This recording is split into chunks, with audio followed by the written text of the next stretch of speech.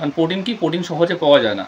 আমাদের বাড়ি খাবারের মধ্যে কি ফ্যাট এবং কার্বোহাইড্রেট বেশি পাওয়া যায়, ভাইটামিনস, ফাইবার এবং প্রোটিন কম থাকে। তো তার জন্যই দেখা গেলো ডিম বহুদিন ধরে সে খেয়েছে, মাছ অনেক দিন ধরে খেয়েছে, বা মাশরুম খেয়েছে, চিকেন খেয়েছে, বা ব্রোকলি খেয়েছে, মাশরুম খেয়েছে, এই ধরনের খাবারের মধ্যে প্রোটিন থাকে, ছোলা, ডাল।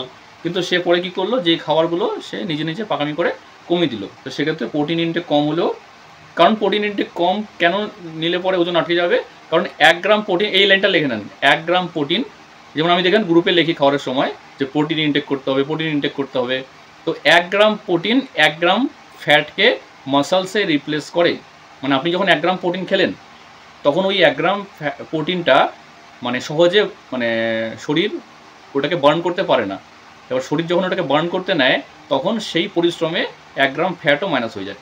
তাহলে 10 গ্রাম প্রোটিন নিলে পরে 10 গ্রাম ফ্যাটও কিন্তু মাইনাস হয়ে গেল। তার জন্যই প্রোটিন ইনটেক দরকার। আর হেয়ারের জন্য, নেলের জন্য, স্কিনের জন্য, অ্যান্টি এজিংয়ের জন্য, বডি শেপ আপের জন্য প্রোটিন দরকার। তাই প্রোটিন ইনটেক যদি কেউ কমিয়ে দিচ্ছে, তাহলে তার ওজন আটকে যেতে পারে। তারপরের পয়েন্ট হলো, কেউ যদি খেতে বসার সময়ে রাইস আগে খাচ্ছে, কেউ যদি খেতে বসার সময়ে, মানে এটা কিন্তু তাদের জন্য যাদের ওজন কমতে কমতে আটকে, তাদের জন্য, ঠিক আছে, সবার জন্য না।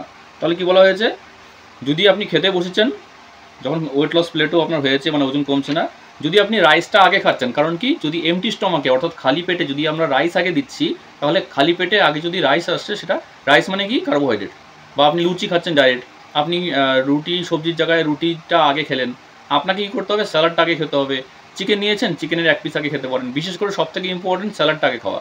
আর 2 ধরনের যদি ভেজিটেবলস হয়, তাহলে 1 ধরনের ভেজিটেবলস আপনি অল্প আগে পেটে দিতে হবে। কারণ যখনই ফাইবার আগে যাবে বা যখন প্রোটিন আগে যাবে, তারপরে যদি কার্বোহাইড্রেট যায়, তাহলে সেটা আমাদের ইনসুলিনকেও ড্যামেজ করে না, আর সুগার হওয়ার চান্সেসও খুব কম থাকে। তার জন্য যখন খেতে বসবেন, তখন সেই সময় যদি রাইস অ্যাভয়েড করে আপনি ভেজিটেবলস বা স্যালাড আগে নিতে পারেন, অর্থাৎ ফাইবারটাকে নিতে পারেন, সেক্ষেত্রে ওয়েট লস প্লেটোর যেটা হয়েছে সেটা আবার কাউন্টডাউন হবে, আবার ওয়েট লস আবার স্টার্ট হবে।